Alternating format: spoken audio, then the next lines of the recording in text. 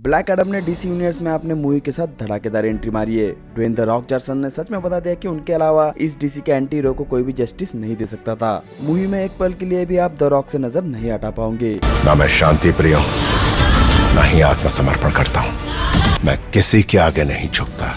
5000 साल के बाद अपनी नींद से उठते ही Black Adam Justice Society of America से जा भिड़ता है। आगे वो अपनी मर्जी से जस्टिस सोसाइटी के साथ गया। उसे टास्क फोर्स के सीक्रेट लोकेशन पर कैद कर लिया गया, पर मूवी के विलन सेबक को हराने के लिए डॉक्टर फेट को उसे बुलाना पड़ा। सेबक के 2 टुकड़े कर ब्लैक एडम ने पृथ्वी को नर्क बनने से बचा लिया। इतना ही नहीं, उसने सेबक के थ्रोन को तबाह कर कैंदाक के लोगों को अपने आजादी के लिए लड़ने की सीख भी दी। एमेंडा वॉलर की धमकी उसे इतना डरा नहीं पाई, पर सुपरमैन को सामने देखते उसे पता चल गया कि यहाँ कोई तो है जो उसे चरम सुख दे सकता है। मूवी के फिनाले से पता लग रहा है कि आगे कुछ भी हो सकता है। तो चलिए फिल्म की एंडिंग को समझते हैं और ब्लैक एडम के फ्यूचर को भी। तो बिना किसी देरी का स्पॉइलर का ध्यान रखते हुए चलिए शुरू करते। 5 साल के ड्रामे के बाद ब्लैक एडम के पोस्ट क्रेडिट सीन में हेनरी कैविल अपने सुपरमैन के अवतार में दिखे। फैंस के लिए इस मूवी का सबसे बड़ा मोमेंट था। थिएटर में लोग चिल्लाए, सीटियां बजी और कुछ के आंखों से आंसू भी निकले। इतनी खुशी मुझे आज तक।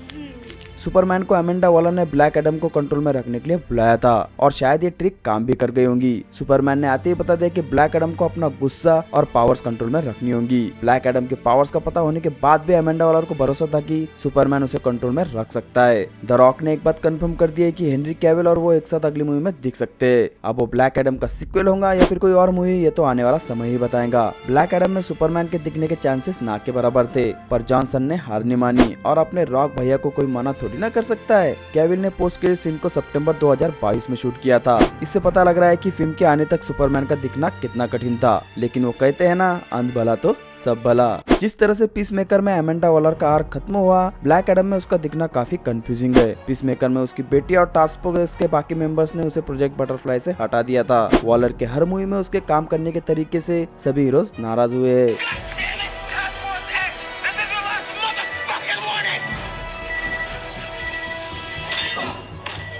और कोई भी उसके साथ फिर से किसी प्रोजेक्ट पर काम करना नहीं चाहता। हॉकमैन के लिए या तो कोई बुरा है या फिर अच्छा, बीच का कोई उसके डिक्शनरी में एग्जिस्ट नहीं करता। हॉकमैन का वॉलर के साथ काम करना बहुत ज्यादा कंफ्यूजिंग था। वॉलर का काम देख मैं कंफ्यूज हूँ कि क्यों हॉकमैन और जस्टिस सोसाइटी वॉलर के साथ काम कर रही थी, क्योंकि वॉलर किसी विलन से कम नहीं है। लेकिन वॉलर को एक बात अच्छे से पता थी कि ब्लैक एडम को सुसाइड स्क्वाड का एक भी मेंबर हैंडल नहीं कर सकता था। हॉकमैन को भी यही लगा होगा कि वॉलर के साथ मिलकर वो दुनिया से बुराई को हटा पाएगा। हॉकमैन के लिए ब्लैक एडम हीरो नहीं बल्कि विलन है। उसे वो जल्द से जल्द खत्म करना चाहता था और उसे खत्म करने का सबसे बेस्ट तरीका था एमेंडा वॉलर के साथ हाथ मिलाना। मूवी में कई बार डॉक्टर फेट को हॉकमैन के मरने के विजन्स दिखे। अपने दोस्त को वो मरता हुआ नहीं देख सकता था और कार्टर हॉल अपने मौत के न्यूज से बिल्कुल भी डरा नहीं, बल्कि वो मौत को हंसते हंसते गले लगा लेता। कार्टर का इस तरह का एटीट्यूड देख केंट और भी उदास हो गया। अपने दोस्त को बचाने के लिए वो खुद अकेले ही सेबक से लड़ने चला गया और उसने ब्लैक एडम को भी अपना साथ देने के लिए बुला लिया। सिर्फ हॉकमैन की मौत टालने के लिए ही केंट ने अपनी जान नहीं दी, बल्कि उसने अपनी सारी जिंदगी हेलमेट और फेट के साथ गुजारी थी, जिसमें उसे काफी सारे फ्यूचर देखे। कुछ ऐसे इवेंट्स भी उसे दिखे जो उसके कल से जा मिलते थे।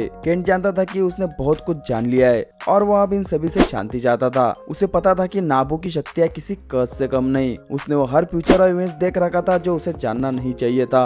हॉकमैन के मौत के इवेंट ने उसे बता दिया था कि अब उसका वक्त आ चुका है। यही वो फ्यूचर था जिसे वो किसी भी कीमत पर बदलना चाहता था। वो कीमत फिर उसकी मौत ही क्यों ना हो, वो इसके लिए भी पूरी तरह से तैयार था। डॉक्टर फेट के मौत के बाद ब्लैक एडम अकेला था जो सेबक को मार सकता था। उसके 2 टुकड़े करने के बाद ब्लैक एडम सेबक के थ्रोन पर बैठता है। यही ब्लैक एडम के कॉमिक्स का आइकनिक सीन भी हमें देखने को मिला। ब्लैक एडम कैंडक पर रूल कर सकता था, पर उसने ऐसा किया नहीं, बल्कि उसने थ्रोन को तबाह कर दिया। कैंडक के लोग टेथ एडम को उनका चैंपियन मानते, लेकिन एडम को खुद पर भरोसा नहीं था कि वो इन लोगों को जस्टिस दे पाएगा। इसलिए वो उन्हें उनकी सोच की वीडियो से आजाद कर देता है और अपने आजादी के लिए लड़ने के लिए सीख भी देता है। इसका मतलब एक ही है कि आप ब्लैक एडम कैंडक से ज्यादा जुड़ा नहीं रहेगा और उसके फ्यूचर के लिए भी ये अच्छी बात है। मूवी में साइक्लोन एटम स्मैशर को बताती है कि किस तरह से किडनैप कर उसके बॉडी में नैनोबॉट्स को डाल दिया गया था और इसी से उसे उसकी पावर्स भी मिली, पर साइक्लोन ने किसी का नाम यहाँ रिवील नहीं किया। कॉमिक्स में साइक्लोन को इसी तरह से पावर्स मिली थी। टीओ मारो नाम के साइंटिस्ट ने साइक्लोन को 6 साल की उम्र में किडनैप कर उसके बॉडी में नैनोबॉट्स छोड़ दिए थे। कॉमिक्स में इंटर गैंग ने हथियार बनाने के लिए टीओ मॉरो को रिक्रूट किया था।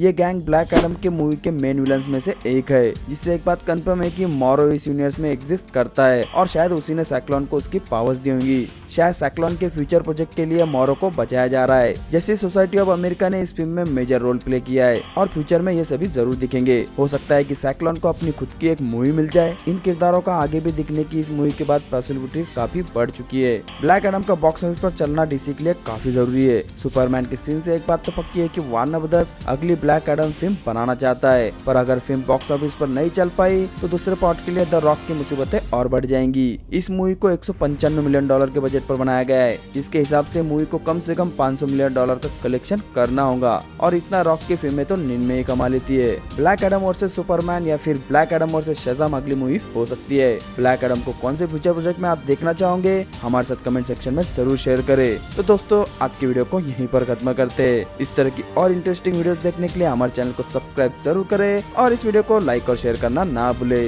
तो चलिए मिलते हैं आपसे अगले वीडियो में।